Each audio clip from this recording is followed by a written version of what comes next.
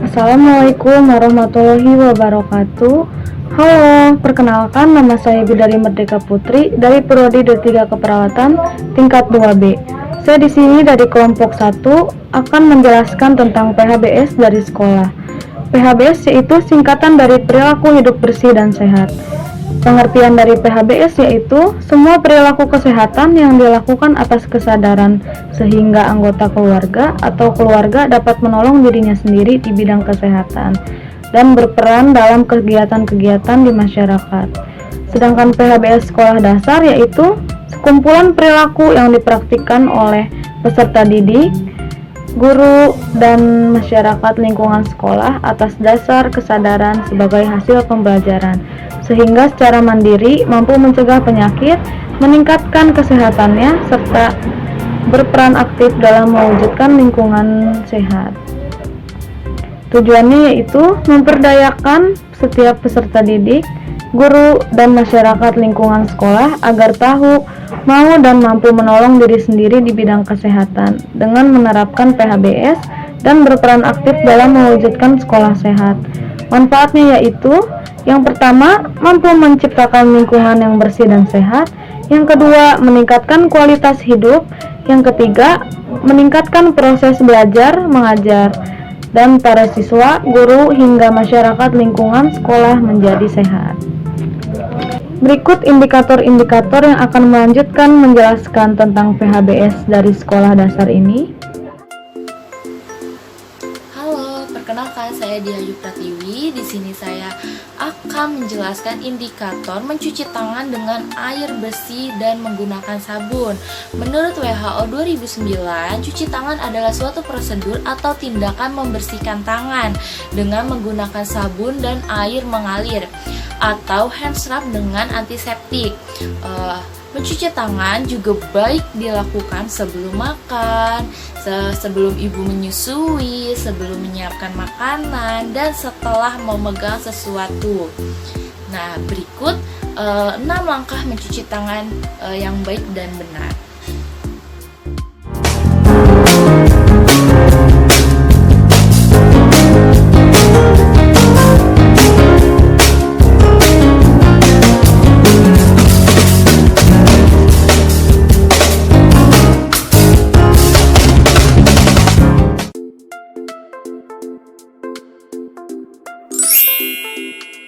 Assalamualaikum warahmatullahi wabarakatuh.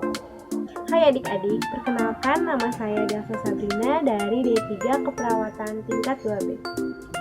Nah, saya di sini akan menjelaskan sedikit tentang PHBS di sekolah dasar, indikator yang kedua, yaitu jajanan sehat di kantin sekolah.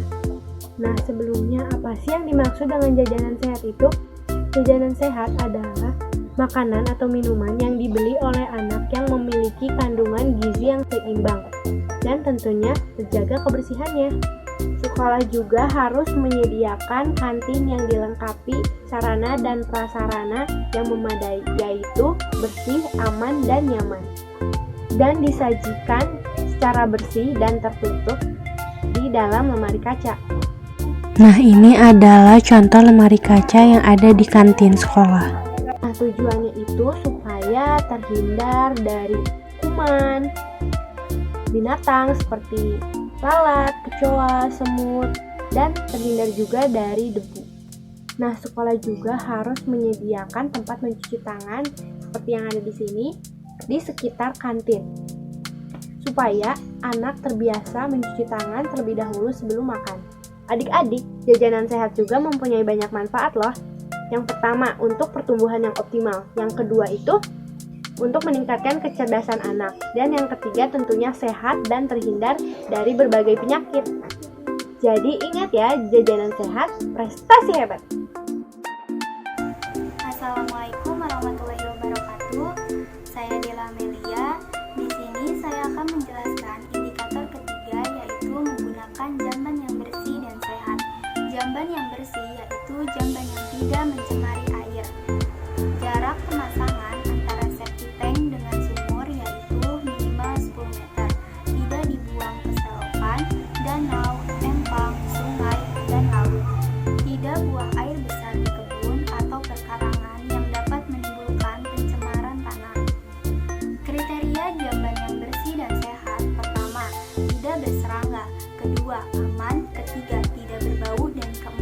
mudah dibersihkan oleh pemakainya. Untuk menjaga pemandangan yang kurang sopan, sebaiknya jamban memiliki pintu dan terdinding. Sekian pemaparan yang bisa saya sampaikan. Kurang lebihnya mohon maaf. Terima kasih. Halo, perkenalkan nama saya Aulia Dewi Yanggini. Di sini saya akan menjelaskan tentang salah satu indikator dari perilaku hidup bersih sehat tentang tatanan sekolah, yaitu olahraga teratur. Tujuan dari olahraga itu sendiri, yang pertama, membuat agar tubuh bugar, yang kedua, membantu pertumbuhan dan perkembangan, yang ketiga, agar tidak mudah sakit, dan yang keempat, membuat semangat. Contohnya seperti Angkat tangan kayak kapal terbang, terbang ke kanan, terbang ke kiri. Gantangkan tangan kayak kapal terbang, terbang ke kanan, terbang ke kiri. Ayo berbaris, baris yang rapi, beri hormat, selamat pagi. Ayo berbaris, baris yang rapi, supaya sehat, kita senang pagi. lakukan olahraga sesuai arahan ya, dan jangan lupa untuk melakukan pemanasan agar terhindar dari cedera. Perkenalkan, nama saya Anissa Anastasia. Di sini saya akan menjelaskan tentang indikator pemberantasan jentik nyamuk. Pemberantasan jentik nyamuk di rumah itu adalah kebiasaan yang baik mengingat keberadaan penyakit DBD dan malaria. Cara pencegahan jentik nyamuk di rumah itu dengan melakukan 3M+. 3M+ itu terdiri dari menguras, menutup, mengubur, dan satu lagi plus menghindari gigitan nyamuk. Ini di lingkungan tempat tinggal Anda. Bagaimana caranya? Hal paling utama yang harus Anda lakukan adalah jangan membiarkan adanya tempat bagi nyamuk untuk berkembang biak. Lakukan kegiatan 3M untuk mencegahnya. Caranya sangat mudah. Pertama, menguras. Kuraslah bak mandi atau tempat penampungan air lainnya dengan bersih dan rutin. Kedua, menutup. Tutuplah semua tempat penampungan air yang ada di lingkungan Anda, supaya tidak ada nyamuk yang masuk dan meninggalkan telur di tempat tersebut. Ketiga, mengubur. Kuburlah semua barang-barang bekas di tanah, agar lingkungan tetap bersih dan tidak ada air hujan yang tertampung di barang bekas tersebut. Plus, gunakan kelambu saat tidur. Menggunakan obat anti nyamuk atau spray anti nyamuk. Tidak menggantung pakaian di belakang pintu. Lakukan fogging, serta peliharalah ikan jika memiliki kolam di rumah. Hal ini agar jentik-jentik nyamuk yang ada di kolam bisa dimakan oleh ikan yang dipelihara. Mencegah lebih baik daripada mengobati. Yuk, lakukan gerakan 3M+, sebagai upaya awal mencegah DBD sejak dini. Adapun cara pencegahan lainnya dengan cara menaburkan larvasida. Larvasida itu adalah bubuk pencegah jentik nyamuk. Hai semuanya, Assalamualaikum. Perkenalkan, saya Andis Pria dari Stikes Sabtu Jiwa Bogor.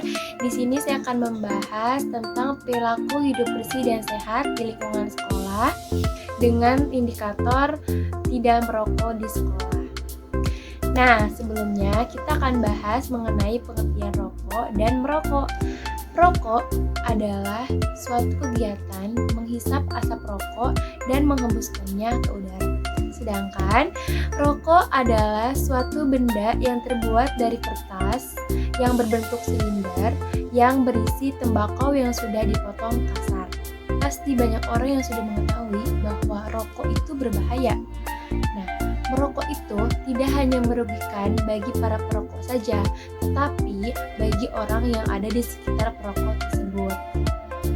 Nah, perlu adik-adik ketahui bahwa dalam satu rokok yang kita hisap akan dikeluarkan 4.000 zat kimia berbahaya.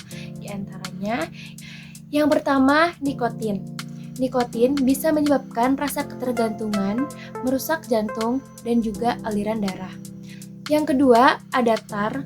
Tar ini dapat menyebabkan kerusakan sel paru-paru dan juga kanker. Ketiga, karbon monoksida. Karbon monoksida ini bisa menyebabkan berkurangnya kemampuan darah membawa oksigen ke dalam tubuh, sehingga sel-sel dalam tubuh bisa mati. Selanjutnya, kita akan bahas masalah apa sih yang timbul bagi pelajar perokok. Karena kan kita tahu ya, di Indonesia ini sudah banyak sekali pelajar-pelajar Indonesia yang sudah mulai merokok. Biasanya itu rata-rata dari kalangan SMA, tapi di SMP juga ada, dan bahkan kalangan sekolah dasar juga sudah ada yang merokok. Maka dari itu kita akan bahas masalah apa aja sih yang timbul bagi para pelajar perokok. Di antaranya, yang pertama bisa mengganggu prestasi belajar di sekolah. Lalu yang kedua, perkembangan paru-paru terganggu. Yang ketiga, lebih sulit sembuh pada saat sakit karena rokok bisa mempengaruhi sistem imun tubuh kita. Lalu yang keempat, kecanduan. Nah, bagaimana sih caranya supaya kita terhindar dari merokok? Yang pertama, jangan pernah mencoba untuk memulai merokok, karena sekalinya merokok, kita pasti akan ketergantungan dan kecanduan. Lalu yang kedua, jangan pernah terbujuk oleh rayuan untuk merokok. Yang ketiga, berani bilang tidak pada orang yang mengajak kita merokok. Nah, untuk mendukung sistem perilaku hidup bersih dan sehat di lingkungan sekolah, saya menyarankan kepada pihak-pihak sekolah untuk membuat peraturan atau sanksi agar tidak ada yang merokok di lingkungan sekolah. Tentunya, peraturan itu dibuat untuk menetapkan hidup sehat dan memberikan rasa nyaman pada saat kita belajar di sekolah.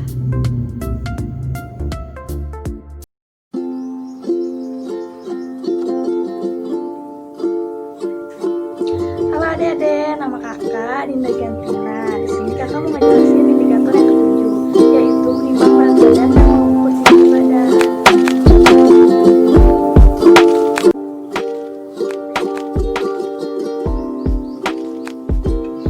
Nah, menimbang berat badan dan mengukur tinggi badan dilakukan secara teratur setiap 6 bulan sekali ya. Manfaatnya, di sini ada mengetahui pertumbuhan dan perkembangan dan status gizi. Hasil berat badan dan tinggi badan akan dicatat di kartu menuju sehat atau KMS ya adik-adik. Nah, di sini adik-adik jangan lupa ya buat menimbang badan dan mengukur tinggi badan adik-adik setiap 6 bulan sekali ya. Dadah.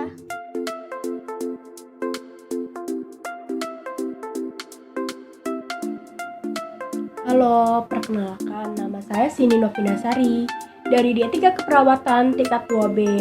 Dan di sini saya akan menjelaskan indikator membuang sampah pada tempatnya.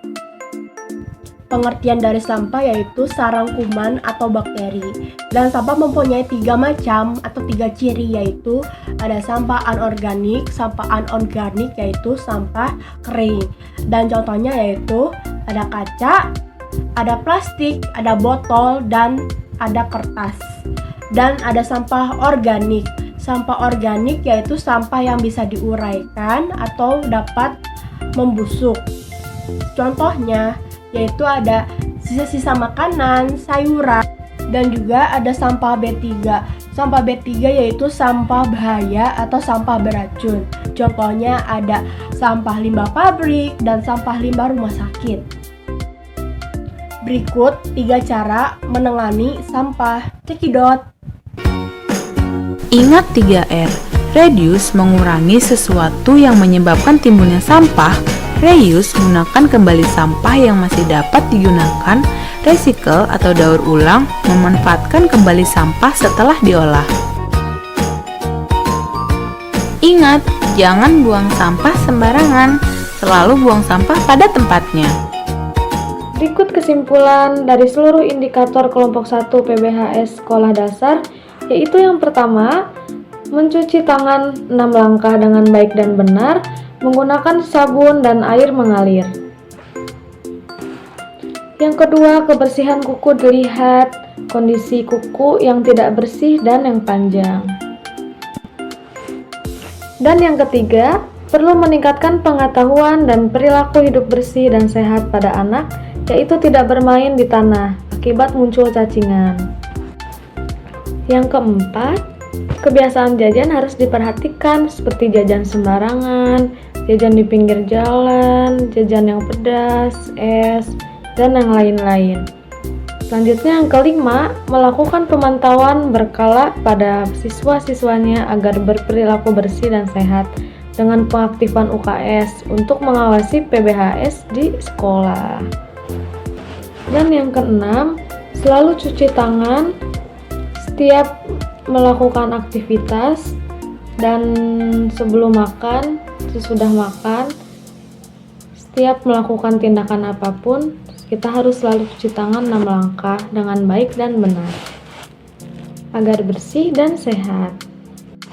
Yang keenam, tidak membuang sampah sembarangan seperti membuang sampah ke sungai, ke selokan, sekitar sekolah. Dan yang ketujuh, kita harus selalu terbiasa melakukan pola hidup yang sehat dan bersih, seperti sesudah melakukan buang air kecil atau buang air besar, siram yang banyak dan tidak buang air kecil sembarangan, seperti di pohon ataupun dimanapun. Baik, sekian penjelasan dari kelompok kami, kelompok 1. Semoga bermanfaat, kurang lebihnya mohon maaf bila ada kesalahan penjelasan. Terima kasih. Wassalamualaikum warahmatullahi wabarakatuh.